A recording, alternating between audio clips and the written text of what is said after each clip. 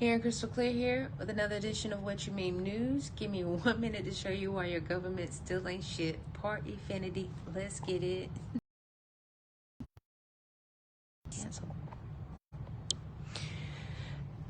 Yep. The World Economic Forum got caught scrubbing the internet of evidence of mind control plans using sound waves. Yep. The World Economic Forum has been caught scrubbing the internet of evidence of their plan for using mind control on the masses via cutting-edge sound wave technology. Unfortunately for Klaus Schwab, the World Economic Forum, the internet is forever. The WEF is truly one of the most evil and duplicitous entities to have ever graced this planet. In 2018, they published an article entitled Mind Control Using Sound Waves, and we asked scientists how it works. Of course, it was scrubbed from their site, but thanks to the Wayback Machine, we have the evidence of their technocratic depravity. Yep, how dystopian could it get?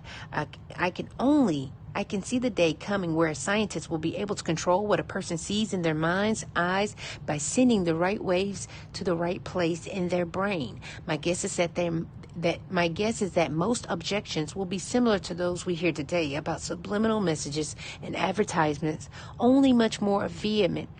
This technology is not without its risk of misuse. It could be revolutionary healthcare technology for the sick or a perfect controlling tool with which the ruthless control the weak. This time, though, the control would be literal. In Klaus Schwab's unusual Hegelian dialects fashion, the WEF created the problem that the mass formation psychosis reaction to the problem play out and then swoop in with the solution. For example, politicians should remember that if we don't do it, then somebody here will do it anyway, potentially unregulated. Always returning back to the idea of authoritarian regulation, which is code for their hyper-centralization that allows for their WEF and the United Nations Fourth Industrial Revolution post-human hell on Earth. Do not comply whatever you do, okay? And this brings me to tell you, that's why I did the video the other day. Let me show you. This goes perfect with my video.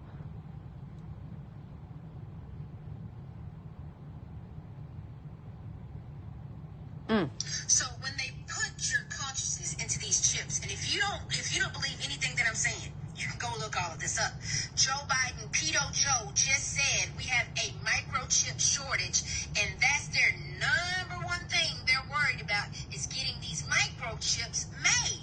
Well, go ask yourself, why is Pedo Joe worried about microchips so goddamn much? Because Neuralink, Starlink, and Teledoc are now going to be all connected to your bloodstream. Hence, what 6G is about to become. Phones are about to become obsolete, and when they become obsolete, then guess what? Your phone is going to be inside of your body. The CEO of Nokia has already stated this. If you don't believe anything that I'm saying, just go look this shit up, research it. So, the algorithms on TikTok are so sexually provocative. That's all they want from you. So when they put your consciousness. So now do you see how it was connected? How everything is connected? Yep.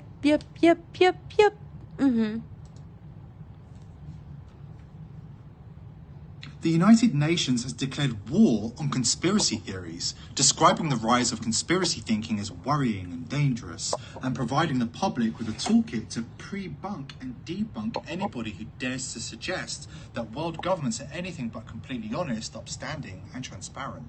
The UN also warns that George Soros, the Rothschilds, and the State of Israel must not be linked to any alleged conspiracies. The UN has teamed up with Twitter, the European Commission, and the World Jewish Congress to launch the campaign dubbed Think Before Sharing, Stop the Spread of Conspiracy Theories. The UN wants you to know that events are not secretly manipulated behind the scenes by powerful forces with negative intent, and if you encounter anybody who thinks the global elite are conspiring to consolidate power and dictate global events, you must take action. According to the UN, if you're certain that you've encountered a conspiracy theory on the internet, then you must react immediately and post a relevant link to a fact-checking website in the comments. Never mind the fact that fact-checkers are mostly untrained and unqualified hacks, performing fact checks from the comfort of their bedroom in between posting far-left political content on personal blogs and getting high.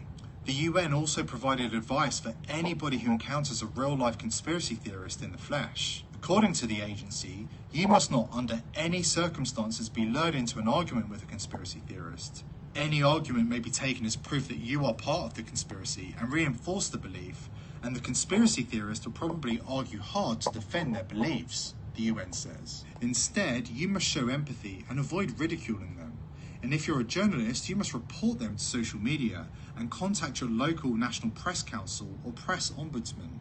Remarkably, hidden in the fine print, the UN admits that conspiracy theories do exist. Under the heading, "What is a real conspiracy?" the United Nations bureaucrats explain that real conspiracies, large and small, do exist. According to the UN, it's only a real conspiracy theory if it's unearthed by the mainstream media. The UN says they are more often centered on single, self-centered events, or an individual like an assassination or coup d'etat. They are unearthed by whistleblowers and the media using verifiable facts and evidence. There's just one problem with the UN's definition of a real conspiracy theory. The media has been fully bought and paid for by the elite, and it's the elite who are conspiring against the masses. Ever heard of Operation Mockingbird?